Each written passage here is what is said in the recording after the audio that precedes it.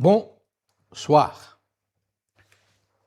3 événements simultanés qui viennent de se produire en Algérie, qui sont on ne peut plus révélateurs de la situation dans ce pays. D'abord, la rencontre du président Tebboune avec la presse. Ensuite, la première séance plénière de la nouvelle Assemblée nationale, la plus mal élue depuis l'indépendance du pays, faut-il le rappeler, une assemblée qui devrait élire aujourd'hui le président ou la présidente de cette assemblée. Le troisième événement, littéralement passé à la trappe, qui n'a vraiment pas retenu l'attention de l'opinion publique, est la dissolution du CNAPEST, un syndicat national des enseignants, et son président, M. Boudiba, placé sous contrôle judiciaire. Rappelons que le CNAPEST est l'un des syndicats parmi les plus actifs, les plus indépendants et les plus représentatifs des enseignants pendant 2 décennies.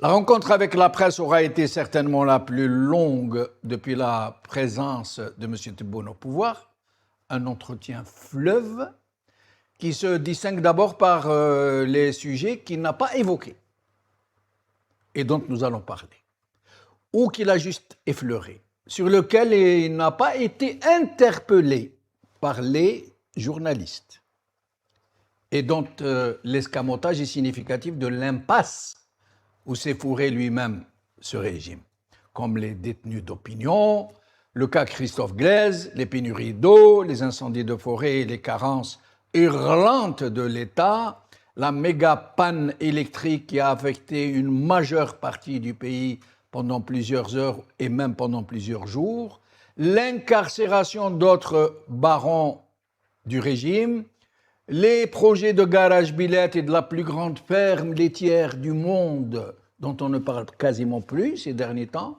le boycott historique le plus important depuis l'indépendance du pays lors des récentes élections législatives, et d'autres sujets encore qui sont passés à la trappe.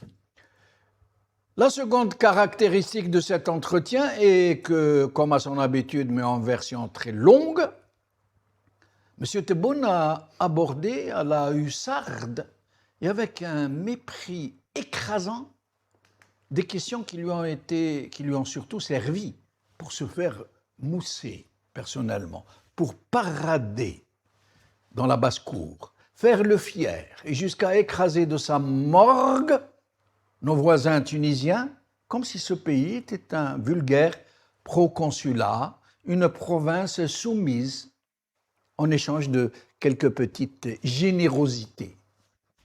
Au point où il n'a pas craint de faire l'amalgame entre la colère du peuple tunisien et son aspiration au changement à du terrorisme. Il s'est servi d'une formule de bas étage qu'un politicien digne de ce nom et encore moins un chef d'État ne pourrait pas s'autoriser à utiliser. Il a en quelque sorte averti que toute contestation du peuple tunisien, il l'a dit à sa manière, il ne l'a pas dit comme ça, serait considérée comme un casus belli terroriste et qu'il ravagerait l'attente à leurs parents, à ceux qui oseraient défier la toute-puissance force de frappe algérienne. Mais il n'y a pas que ça. Il nous faudrait peut-être plusieurs semaines pour pouvoir traiter de toutes les questions qui ont été abordées dans ce très long entretien avec la presse.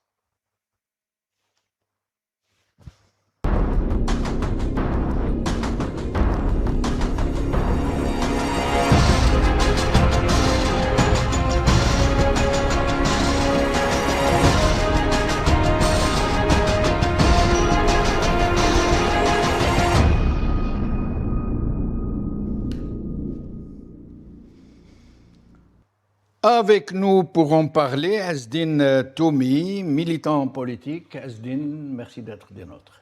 Bonsoir, c'est Jamal. Merci de m'avoir invité. Bonsoir, Silias, et bonsoir à tous les téléspectateurs. Merci. Lies Jbeili, ingénieur, économiste, animateur de Alternat TV et militant pour la démocratie, surtout. Absolument. Lies Jbeili, merci d'être avec nous. Merci. Le dernier terme me fait chaud au cœur. Parce que c'est C'est dit très sincèrement et vous le méritez amplement. Je vous en remercie. Merci Jamel Den et je remercie. Merci. Je salue mon ami SD. Encore que vous êtes signataire de la fameuse lettre à Tebboune, Oui. dont nous aurons l'occasion d'en discuter. Je voulais faire une mise au point, sans entrer dans le détail, parce que je connais quasiment tous ceux qui ont signé. Absolument. Et donc, je vois que sur les réseaux sociaux, il y a des gens qui vous tombent dessus. Absolument, oui, tout à fait, oui, absolument. Merci. Très injustement. Absolument. Moi, personnellement, je ne suis pas signataire, mais c'est ce que je peux dire, moi, personnellement, moi, petit militant et petit journaliste. Ce que je peux dire, c'est que on peut tout dire de cette pétition. C'est normal, c'est la démocratie. C'est normal, absolument. Sauf lancer la pierre à ces signataires qui sont tous des gens profondément engagés pour l'avènement d'un état de droit en Algérie. Je vous en remercie. Ça. Voilà. Alors, Asdin Toumi, nous allons d'abord commencer par parler de cette énième dissolution d'un syndicat, le CNAPEST. Vous-même qui êtes un peu connaisseur de ce monde-là, qu'est-ce que vous pouvez nous dire à cette occasion, et dont le président ou le secrétaire général, je ne sais pas quelle est sa fonction, a été placé sous contrôle judiciaire, M. Boudiba. Et depuis un moment déjà. Hein. Oui, oui, oui. Et donc, c'est une suite d'une série noire dans la fermeture des espaces. Ils ont procédé de la même manière pour mettre sous scellé le siège de SOS disparu, souvenons-nous le MDS, le PST, l'association RAGE, et maintenant la Ligue algérienne des droits de l'homme, et aujourd'hui, et le RCD qui a failli aussi passer à la trappe. Et là, donc, c'est le tour de ce syndicat d'enseignants qui a existé depuis 2007. Donc, il faut le rappeler. 20 ans. Oui, 20 ans. Donc, aujourd'hui, c'est un jour sombre. D'ailleurs, il y a eu aussi l'emprisonnement d'un militant à Bidjaya aujourd'hui, hein, il faut le signaler, Omar Aitra Arbi, qui a été, le verdict a été rendu aujourd'hui, 6 mois de prison ferme.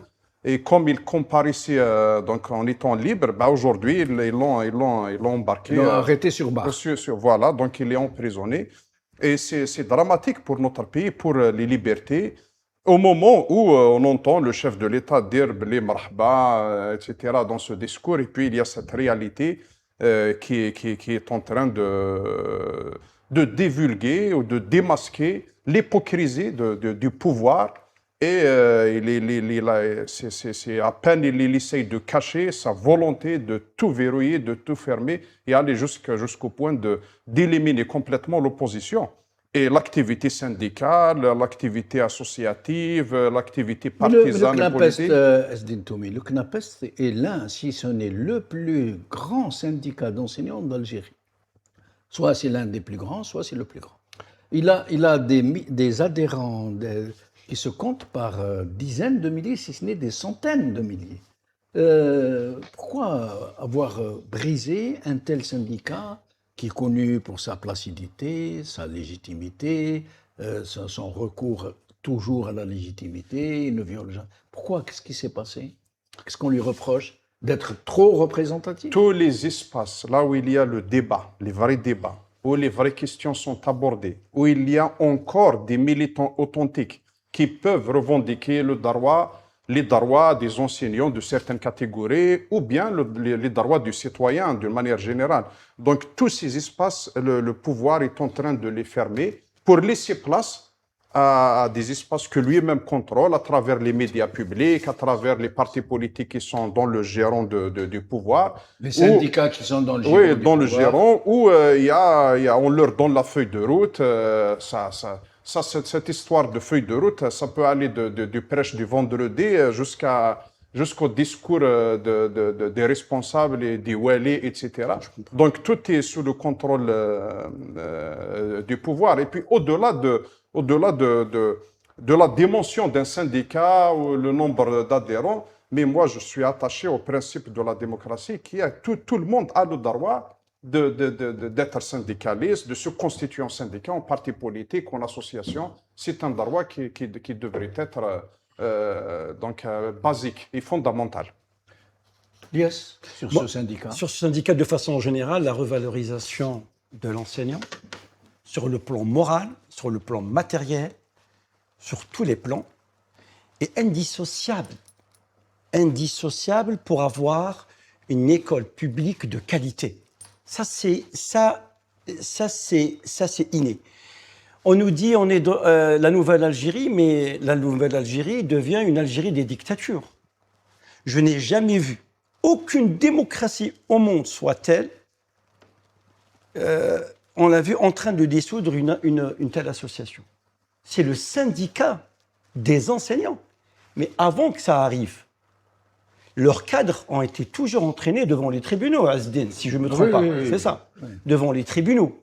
Donc ça veut dire quoi? Ça veut dire que c'est une atteinte directe à l'exercice syndical.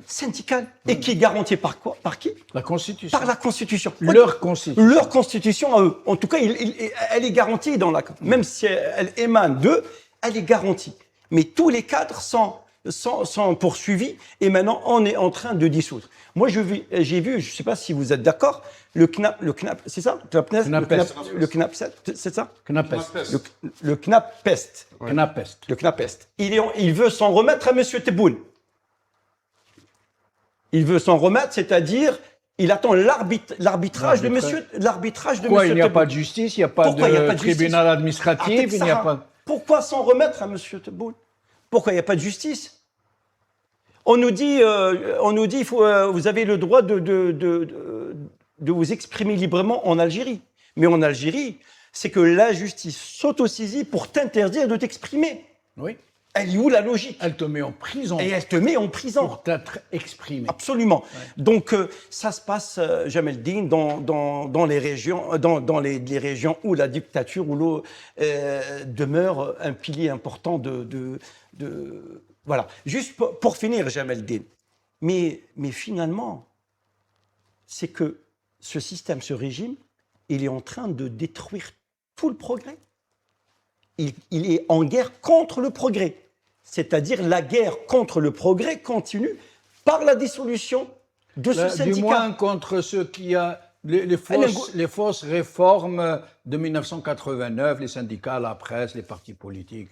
Même ça, qui est leur œuvre, hein, ils ont choisi qui doit être le syndicat, qui doit être le patron de presse, qui doit être le parti politique. Même ça, ils l'ont rasé. Il y a toujours la main mise sur tout. C'est-à-dire, vous voyez bien que la main mise sur tout.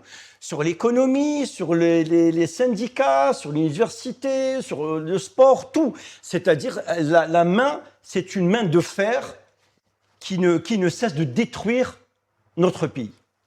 Moi, ce que j'ai remarqué, mes chers amis, je vous le dis comme je le pense, c'est que, contrairement à un minimum de logique, ça veut dire que ce pouvoir aurait pu adopter, ne serait-ce que pour faire semblant. Mais il est tellement grossier, tellement vulgaire, tellement méprisant pour l'intelligence des gens, que tous les partis politiques, les syndicats, les associations, toutes et tous, qui sont corrompus notoirement, dont tous les Algériens savent qu'ils sont dans l'affairisme, le grenouillage, ces gens-là n'ont jamais été inquiétés. Jamais. On ne connaît pas le cas d'un seul syndicat ou d'une association, d'un parti politique ou d'une ligue qui ait été dissous ou poursuivis parce qu'ils sont malhonnêtes. Le contraire est vrai.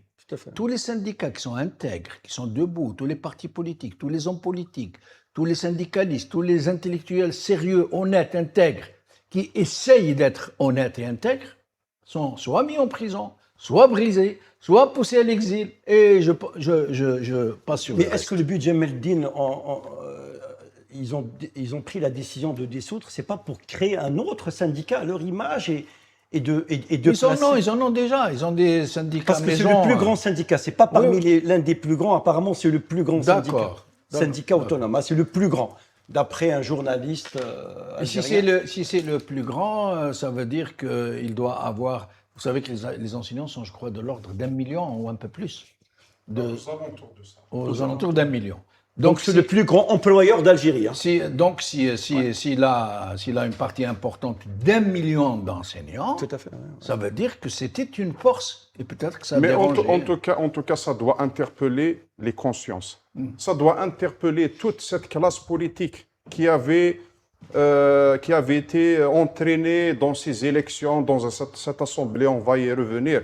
Mais aujourd'hui, le temps, il est grave. Et tout homme politique, tout militant des droits de l'homme, des libertés ou syndicaliste ou encadré dans un parti politique doit dénoncer cette dissolution. Mais pour le moment, il n'y a rien. Hein. C'est silence radio. En tout cas, moi j'ai vu, la dissolution, elle était à la base d'une demande du ministère du Travail. Donc, comme l'a dit Lies, la justice, elle est instrumentalisée. Par contre, on a vu, par exemple, Mme Hanoun, la plainte qui a été déposée par le ministre de l'Éducation a été retirée. Oui. Elle n'a pas abouti. Donc voilà, ce climat d'instrumentalisation et cette volonté d'aller jusqu'au contrôle de tous les détails de la scène politique, donc ça nuit à l'image du pays. Ça nuit à l'image du régime. Une société vivante, Oui. C'est une société qui s'implique dans l'activité politique, dans les affaires de la gestion de l'État, des affaires des publics, etc., à travers les syndicats, les partis politiques, etc. Ça sert à quoi d'étouffer la société, d'exclure la société de tout ça? Moi, je me pose la question, pourquoi il n'y a pas un appel à la mobilisation du corps enseignant? Smahli. Oui. Pourquoi il n'y a pas un appel? Voilà. Faire très simple, au lieu qu'on essaye de faire du redondant, pourquoi il n'y a pas un appel à la mobilisation du corps enseignant? Parce que tout le monde a peur, Lies.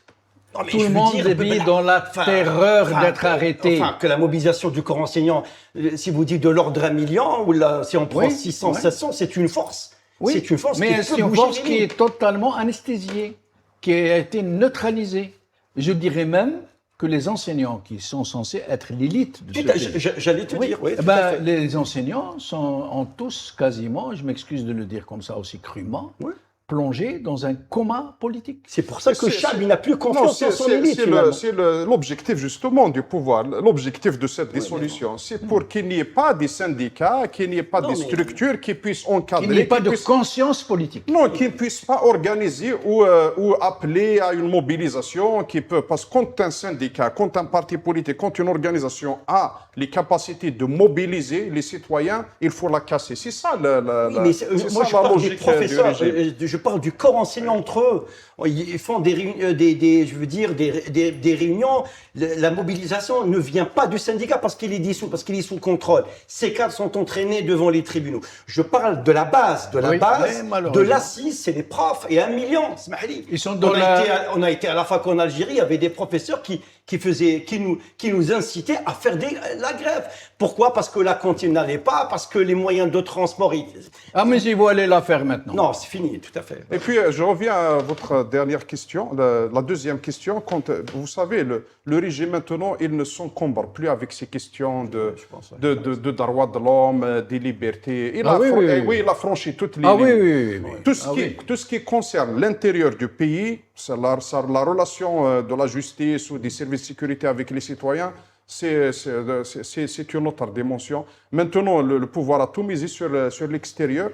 Il sait très bien que la légitimité lui manque cruellement à l'intérieur du pays. Les citoyens ne votent pas. Donc, il a essayé avec tous les moyens, il a triché, il a utilisé les moyens de l'État pour mobiliser les citoyens. Finalement, les citoyens ne se sont pas laissés embarquer dans cette atteinte à la dignité de l'enseignant. Donc, il tourne le regard à l'extérieur. Et moi, je reviens toujours à cette tarte. La tarte nationale. Qui est symbolique. On coupe comme ça.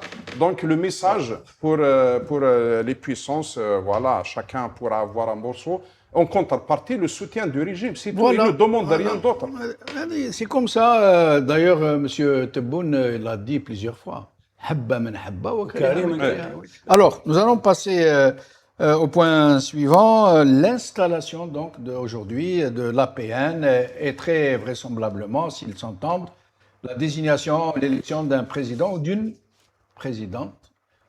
Qu'est-ce qu'on pourrait dire d'abord sur cette élection cette assemblée dont l'élection a battu le record national de boycott et d'abstention depuis l'indépendance du pays. Jamais, alors les chiffres, y compris avec le bourrage et la fraude, il est de 21%. Ça veut dire le cinquième de l'électorat. Et dans ce cinquième de l'électorat, dans ce 21%, il y a 1 million de bulletins nuls. Ça veut dire soit 20% à peu près. 20% à peu près. On n'a jamais vu ça. Avec la fraude, le bourrage, les bulletins nuls, ils ont à peine atteint 20%. Et rien n'a été fait. M. Tebboune, dans cette rencontre avec la presse, a dit « Moi, je me fiche des chiffres.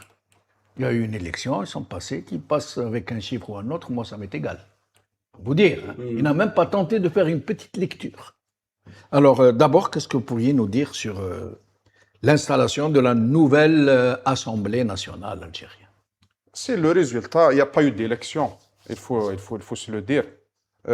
C'est une mise en scène qui a commencé depuis les candidatures. On a vu, avant, il y avait le système de quotas, le pouvoir, il choisissait les gagnants, il partageait les sièges sur les formations politiques. Là, même les candidats, même les perdants, il les a choisis.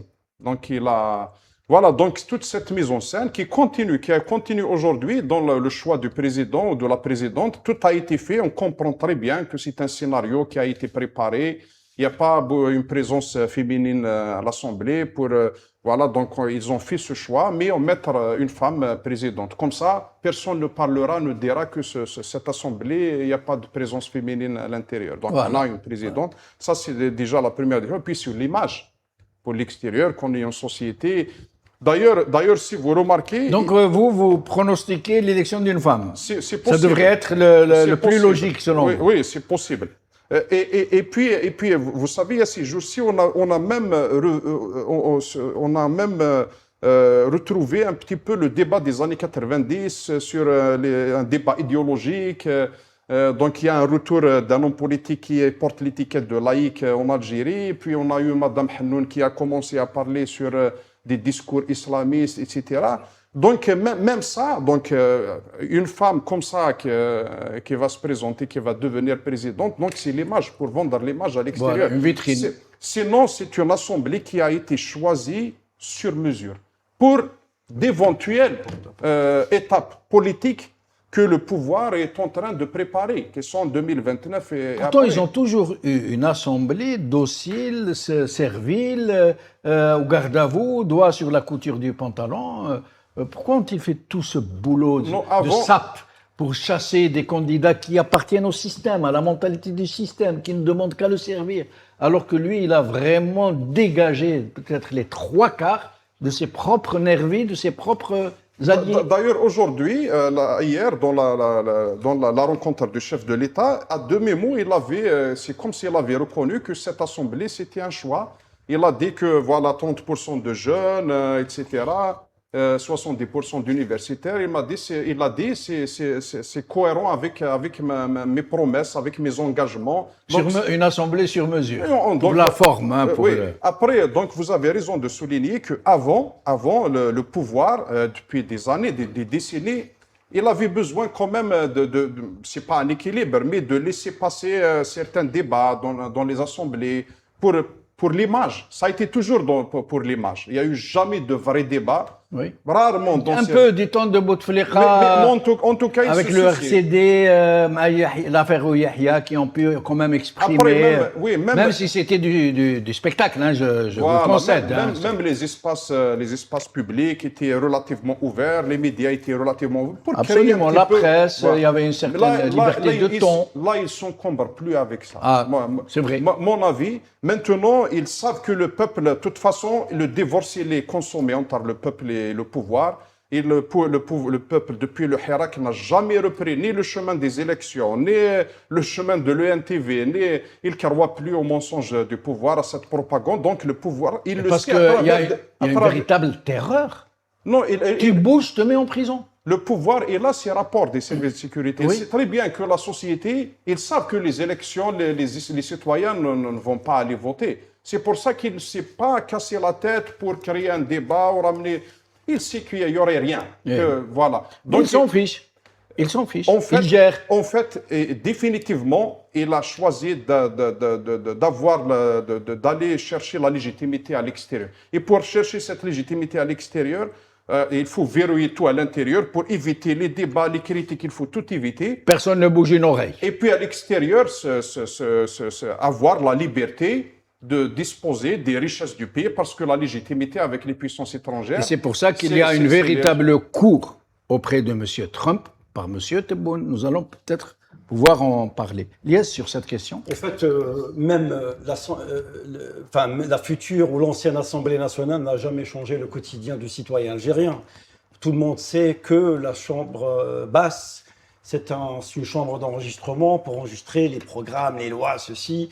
C'est des législateurs, certes, mais l'exécutif du régime. Et la chambre haute, La chambre un tiers est nommé par le président, et le Donc, tiers est un tiers bloquant. tout à fait, absolument. Il faut le dire. Voilà, mais je suis d'accord avec Asdin, tout porte à dire ou à croire que la future Assemblée nationale sera présidée par une femme, Madame Boukadach, qui est médecin, qui est députée à Alger.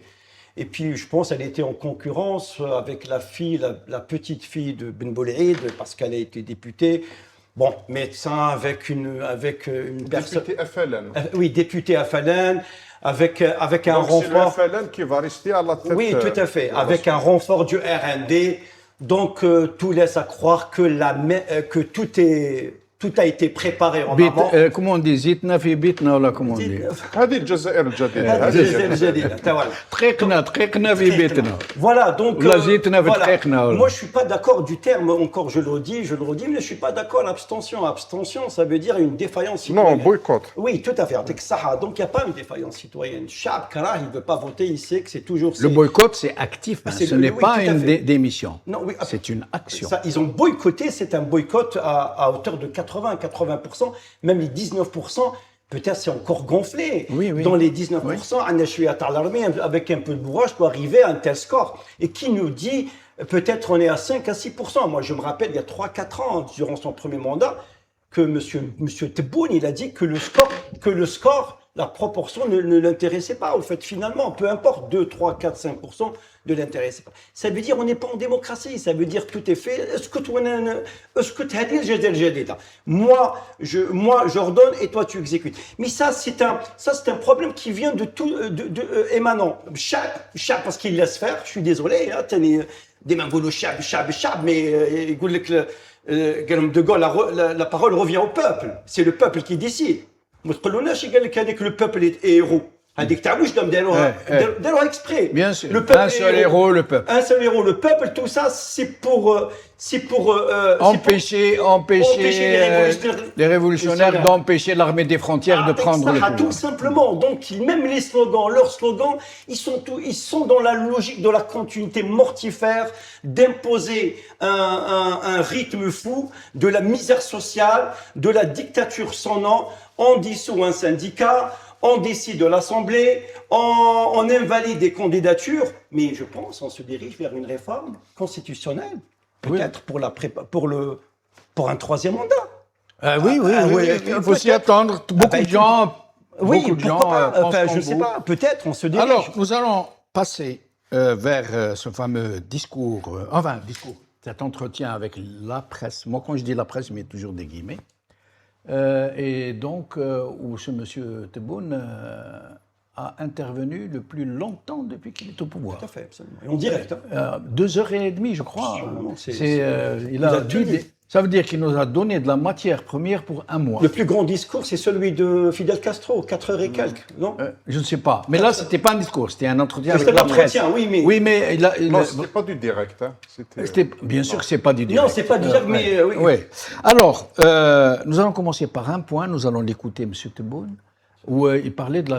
Vous savez qu'en Tunisie, à l'occasion de la fête de l'indépendance, ils ont voulu fêter ce que eux n'appellent pas la révolution de Jasmin, mais Eid al-Karama, Thawrat al-Karama, la révolution de la dignité. Et ils sont sortis dans la rue Et tout le monde a compris que maintenant, les jours de Qais Saïd sont comptés. Ça veut dire, ça y est, la machine est partie en Tunisie. Tout le monde est d'accord, mais ils vont doucement, pacifiquement.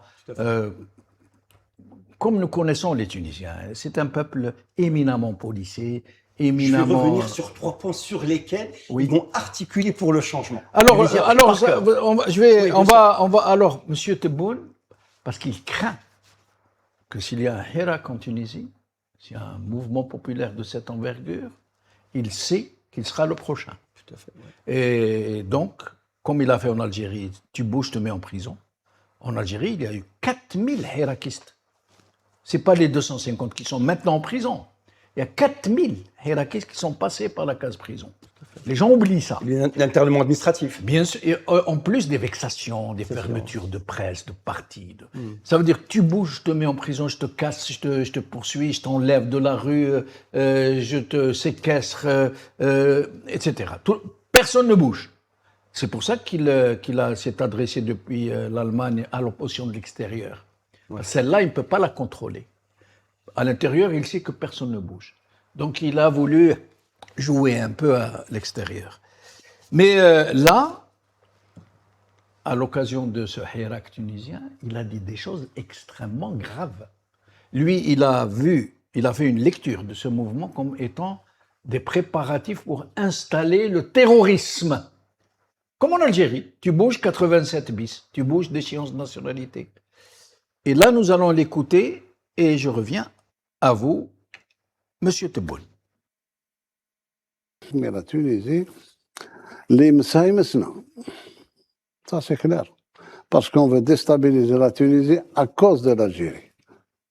On veut l'isoler de l'Algérie pour pouvoir la manger, la bouffer facilement. Et on ne laissera pas faire.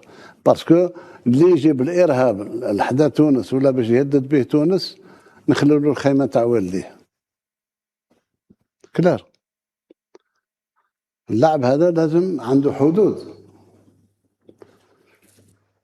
نخليو له الخيمه تاع ولديه. Mais en plus, et je vous laisse la parole. En plus, moi ce qui m'a, ça veut dire qu'il est en train de parler, on dirait qu'il parle d'un proconsulat, d'une province sous contrôle. Il n'y a ni État, ni peuple, ni armée en Tunisie. الشعب يتحرك terrorisme, et qui s'en occupe? حنا نتكلفوا به. Alors j'aimerais bien que vous m'expliquiez, mes chers amis.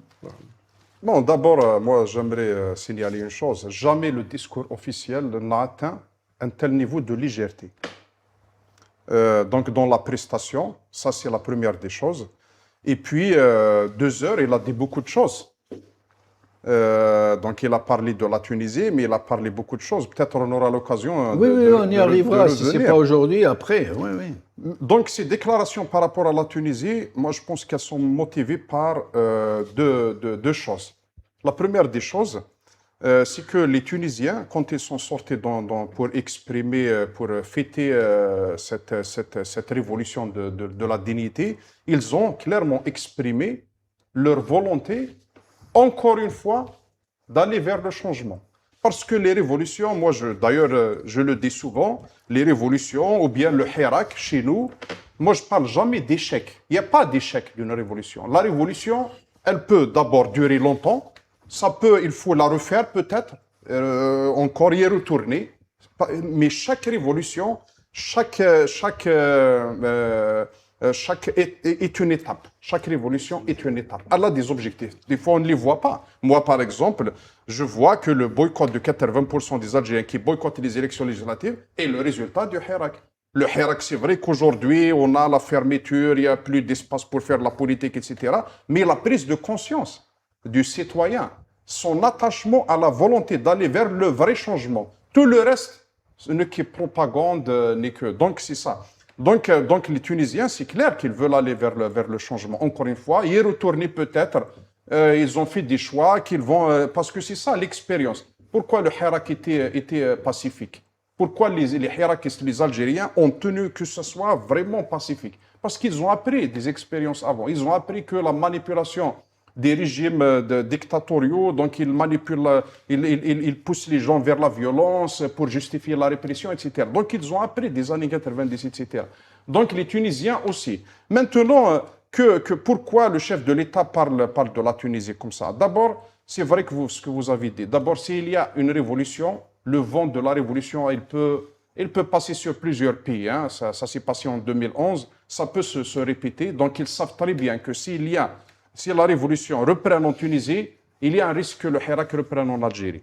D'autant plus que tous les éléments sont. Parce que la Tunisie et l'Algérie vivent des moments difficiles. Les citoyens vivent des moments difficiles sur le plan.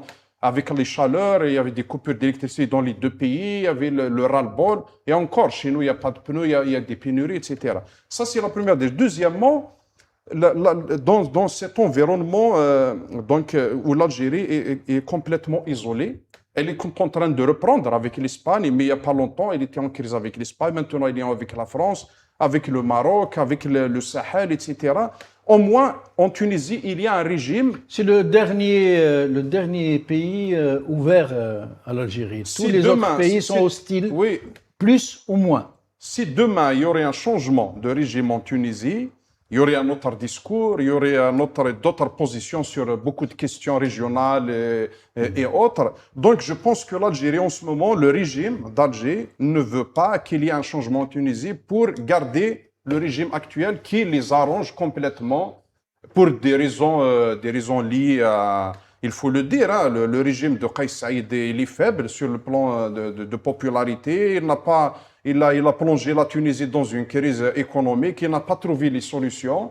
Il s'est retourné contre la démocratie. Il a dissous l'Assemblée, il a atteint le Destour, etc.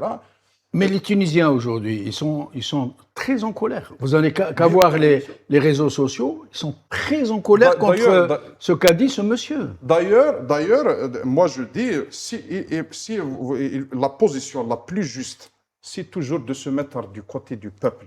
Maintenant, la position de l'Algérie, elle doit être du côté du peuple tunisien. Ils ont fait cette erreur avec Bachar al-Assad qu'ils avaient soutenu jusqu'à la dernière minute. Oui. Il faut toujours se mettre du côté du peuple. Si le peuple il fait un choix, on est avec le peuple. Et puis avant ce qu'il a dit, il y avait les unes des journaux, il y avait le soir qui ont tiré sur le Merzougi. Atroce. Donc déjà ça a commencé. Agents du Merzougi et des Émirats. Or que le Merzougi, que peut-être il n'est pas mon concitoyen, il est opposant tunisien, c'est pas à moi de le juger, c'est au peuple tunisien. C'est au peuple tunisien.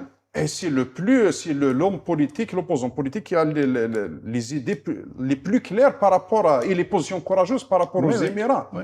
Donc il a des positions claires, sans ambiguïté, contre la politique Eux, ils en ont fait un agent des Émirats et un agent du Merzougi, comme ils disent. À la une de leurs journaux. Hein, donc on peut pas être neutre en faisant en laissant passer les unes de Le Soir et le Khabar, parce qu'on sait très bien que ces journaux-là, ils reçoivent les ordres d'ailleurs. Moi, j'aurais, pour rebondir à votre question, j'aurais souhaité que M. Tebboune nous parle de l'impéritie de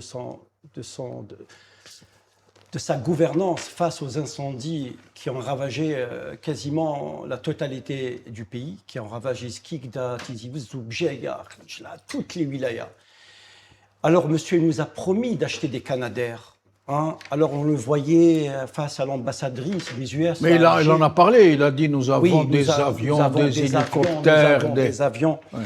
Alors, il s'est réfugié vers la Tunisie. C'est un pays qui est géré par, il faut dire, un dictateur qui est devenu un dictateur, qui s'est accaparé tous les pouvoirs et qui est devenu dans une tour. Et qui lui aussi met les gens en prison. Tout à fait. Comme notre consoeur journaliste, la grande militante. Rappelez-moi son nom, moi je suis un peu Alzheimer. J'ai oublié, en tout cas, On ne peut pas l'oublier. Il y avait une Des avocats. Des avocats, ouais, des militants des droits de l'homme, des hommes politiques. Absolument. Moi, on se rappelle. il y Ben avait- Sedrine. Ben Sedrine. Celle qui était, je pense, elle a été enlevée du plateau. Il y avait une femme qui a été enlevée du Ben plateau. Sedrine qui est connu mondialement. Absolument, tout à fait. Donc, M. Tebboune, à l'image de Kais Saïd, finalement, ce sont deux présidents qui n'ont pas de légitimité, aussi bien en Algérie et en Tunisie, qui emprisonnent, qui veulent Non, je ne suis pas d'accord. Pourquoi? Ilyas. Parce que Kais Saïd, il est ce qu'il est. Hein. Il a mal tourné. Mais il a été élu par le peuple tunisien. Il s'est accaparé après. Après, il a viré, il a dégénéré. Ah non, il s'est accaparé. Alors que M. Tebboune a été désigné par la junte. Oui, Il y a une grosse différence. non, mais ce que je veux dire, c'est in fine. Moi, ce qui m'intéresse pas, le parcours. Si vous me dites, donnez-nous la photocopie à l'instant T, la copie de M. Tebboune à M. de Kais Saïd, c'est de la dictature. Oui, C'est ça. Vous avez raison, le parcours il est différent. L'autre, il a été désigné. L'autre, il a été élu de façon démocratique. Mais à mi-parcours, il a récupéré tous les pouvoirs en changeant la constitution. Il a mal tourné. Il a mal tourné. Donc, Kais Saïd, il est en proie à une contestation populaire. Donc, c'est grave ce qui se passe, parce que c'est une atteinte à la souveraineté du peuple tunisien, parce qu'il considère la Tunisie un peuple mineur, parce qu'il considère la Tunisie une wilaya algérienne, et tous les Tunisiens sur les réseaux sociaux, je veux dire, ils se sont donnés à critiquer, je dis, à nos frères tunisiens. Nous sommes dans le même bateau que vous. Nous essayons de militer pour un changement démocratique. Nous voulons la démocratie en Afrique du Nord, l'Afrique du Nord des peuples. Mais faites la différence, la distinction entre le pouvoir, le régime incarné par M. Tebboune, qui s'arroge tous les droits, on dirait, c'est le président bis de la Tunisie, et le peuple. Le peuple, on est dans les mêmes combats, nous sommes dans le même combat. Donc, il faut faire un peu la distinction des choses. Revenons à M. Tebboune. Mais franchement, ça, c'est une atteinte grave à la souveraineté d'un pays. Et je vais vous dire quelque chose. À la dignité. À la dignité du peuple tunisien. Oui. Mais vous savez, moi, j'ai entendu une personne, je ne sais pas que vous soyez d'accord, M. Merzouk, qu'on soit d'accord ou pas, on lui prête aussi qu'il était pro-Merzen, mais on se rappelle un jour, il est venu à Alger demander la protection de Bouteflika, voilà. Mais il faut savoir que durant l'ère de Bourguiba et de Ben Ali, ils se sont toujours méfiés de l'Algérie. Il faut dire les choses. C'est-à-dire, c'est une voie. Pas d'Algérie. Du régime. Le régime, c'est-à-dire les services secrets. Parce qu'ils savent que les services secrets sont infiltrés. Vous vous rappelez que le Gaïd Saleh, pour choper ou pour piocher l'homme d'affaires Annabi Hadek en Tunisie, ils sont partis le récupérer dans un pays et l'ont ramené dans une voiture. Pour vous dire à tel point qu'il y a un mépris pour la Tunisie, mais il faut rassurer nos amis et nos frères tunisiens, c'est le même combat, ils nous animent le même combat, c'est le combat de la démocratie. Vous et nous sommes dans une révolution démocratique, à Jamal Din, c'est important. Et nous ne sommes pas responsables ce que dit ce régime. Absolument, au contraire, on le dénonce. Tout à fait. Alors, nous allons écouter M. Tebboune dans son aspect mégalomaniaque, qui vraiment ne s'imagine pas avoir les pieds sur terre. C'est un monsieur, et il est vraiment, comment dire, un peu quelque part schizophrène entre ce qu'il est vraiment et ce qu'il affirme être. Écoutez-le et nous allons en parler.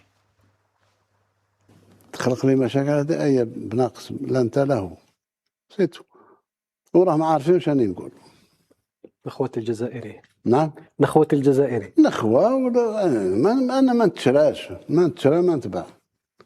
سي مازال ما فهموهاش مازال دير لي الضغط أنت بهادي وهادي اضغط على روحك. أنا الضغط الأزمة تولد الهمة. هذه السياسة تاعي. أنا منين تضغط عليا هذاك وين نتقوى. Il faut que tu comprennes ça. Que je ne suis pas fait comme un tel et un tel et un tel. أنا ضغط عليا وهددني وتشوف لما نوليك السبع. تحب نخاف منك. عجيب. Alors, Moi, j'aimerais vous rappeler quelque chose. D'abord, il y a un moins 5 qui s'est troué la tempe avec son nom. Il devient nerveux. Mais bon, moi, je voudrais vous rappeler quelque chose. Monsieur, hein, qui... Moi, je voudrais vous rappeler Maduro, l'arrestation de Maduro, enfin, le kidnapping de Maduro, qui était l'ami de M. Tebboune, qui était l'allié, l'ami, quand Il a été reçu en grande pompe à Il a Alger. été reçu en grande pompe. Il a ouvert une ligne aérienne à Caracas. Absolument, il avait ouvert. Je sais pas qui. Et les bousboussades et les accolades. D'ailleurs, on ne sait pas de qu'est-ce qu'il devient ce vol. Alors, quand il a été kidnappé, c'est un kidnapping, c'est un acte terroriste des Américains contre un État souverain.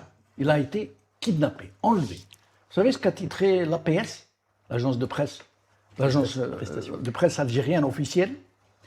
Elle a dit Monsieur Maduro arrêté. Ni kidnappé, ni enlevé, ni. Et quand Monsieur Tebboune qui disait Palestine, il en faisait vraiment un truc pour se faire mousser. Quand, Ils ont fait le même coup avec l'Iran aussi. avec l'Iran, bien sûr. L'Iran. Et je vais en parler. Quand la Palestine, quand M. Trump l'a interpellé, il lui a dit je vais un plan à faire passer le plan pour Gaza. Aux Nations Unies, Je veux au pas. Conseil de sécurité. L'Algérie était membre du Conseil de sécurité, Tout à fait. membre provisoire. Ouais. Alors il lui a dit il n'y a pas d'abstention. Non et il n'y a- permanent. Et il n'y a pas de non. Attention. Elle a voté pour. Non seulement elle a voté pour. Monsieur Alors, Alors, contre la Chine, la Russie. Il a fait abstention. abstention. Abstention. Ouais. Et monsieur l'Algérie, alors le pire, c'est que non seulement elle a voté oui pour le plan de Gaza de Trump, que les Palestiniens rejettent toutes les factions palestiniennes. Oui. Alors non seulement ils le votent, mais en plus, ils demandent à M. Benjamin, qui était le représentant près du Conseil, deux choses, hein, de féliciter et de remercier personnellement M. Trump pour son plan. Et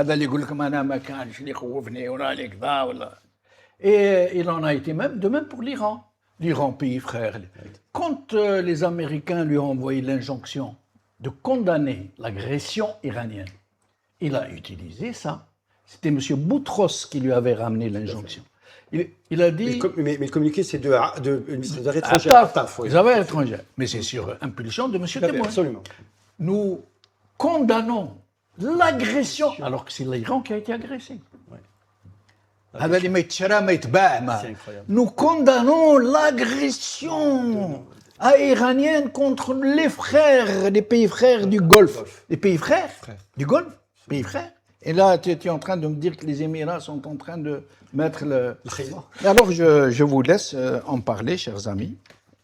Et nous sommes rentrés dans une logique, on applaudit au plus fort. C'est vrai que la démarche du pouvoir de proposer nos richesses aux Américains,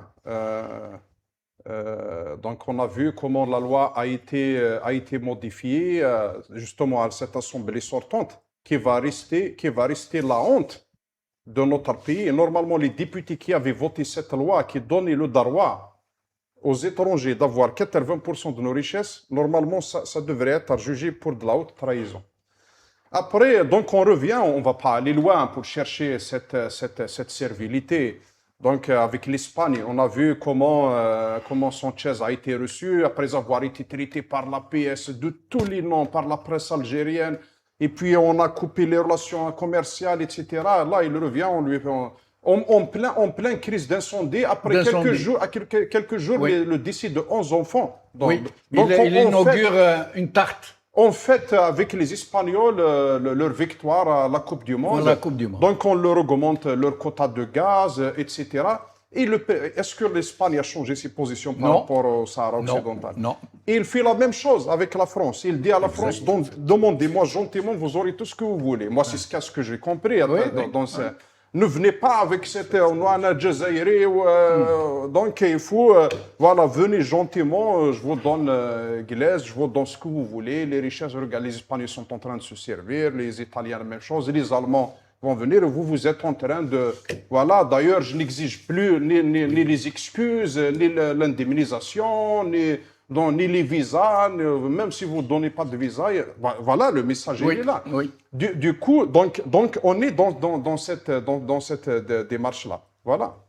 Alors, Lies, avant de vous donner la parole, parce que c'est le mot de la fin, mais je vais vous passer une petite vidéo du même M. Tebboune qu'on ne commentera même pas. Elle se passe de commentaires, mais les téléspectateurs vont apprécier. Et je vous laisse la parole après avoir vu la 5, s'il vous plaît, pas de drapeau blanc. On a les premiers accords مع les Américains, c'était de 1780 et quelques, 95. مع la Hollande, مع هذه. C'est enfin, vous savez, هما عندهم يهضروا احنا نهضروا وخلاص وحنا شادين في الواقع. تاريخنا واضح، جدودنا واضحين. الخالق هو الله عز وجل. والبلاد هذه عمرها شوفي jamais جزائري un combattant algérien n'a levé le drapeau blanc. Ça n'existe pas عندنا. كانش drapeau blanc ما كانش في الجزائر. Il faut qu'ils comprennent ça. ما نجي نقول لك أنا خير من فلان لا خير، احنا هما هكا، nous sommes comme ça. Tu veux تكون حبيبي وصاحبي، انا هو التكوين تاعي فكري. ما تقبلنيش الله يسهل عليك، انا ما فرضش نفسي عليك، ما تفرضش عليا باش نكون منبطح. الانبطاح ما نعرفوش سي تو، وقد ما تضغط عليا قد ما نتقوى. سي كوم سا. لو كان الازمه الماليه والازمه الاقتصاديه كما ماناش في الحمد لله في الخيرات اللي انا فيها اليوم. هنا جوري امام الشهداء نتاعنا رحمهم الله وطيب ثراهم كو سو بي لا، الجيل هذا ما عمره ولا يدير حاجه اللي يخلي الاستعمار يرجع، ولو نموتوا بالجوع ناكلوا الحجر والاستعمار ما يرجعش دون مانيير ودون اوتر. Lies. En fait, son règne, enfin, je ne sais pas si ça se dit, son règne est crépusculaire finalement. En fait, il a réussi à mettre une brume d'anesthésie sur le peuple algérien. C'est important quand il dit que Menchouf Jazairi mais drapeau blanc, c'est ça. Mais Monsieur Tebboune, vous-même, vous avez pris le drapeau blanc. L'Espagne, vous avez fait un rappel de votre ambassadeur et vous-même, vous êtes revenu avec l'Espagne, sans que l'Espagne n'ait revenu sur sa décision. La France aussi. Monsieur Tebboune, Sansal, vous l'avez traité de tous les noms, qu'on soit d'accord ou pas avec le parcours de Monsieur Sansal. Peu importe. Mais vous l'avez qualifié avec des noms qui doivent pas sortir de la bouche d'un président. Je ne sais pas si vous êtes... Voilà.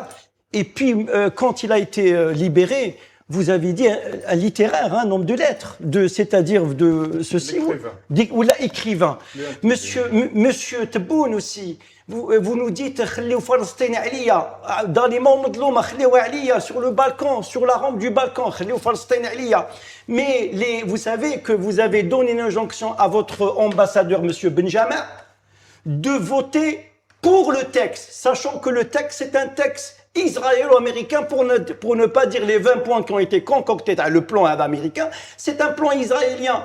Donc vous avez mis même les organisations, les organisations palestiniennes, les fractions palestiniennes, vous les avez mis en colère. Revenons sur l'Iran. À cette époque-là, on nous disait il y a l'axe Alger-Téhéran. Vous avez retourné votre veste contre l'Iran.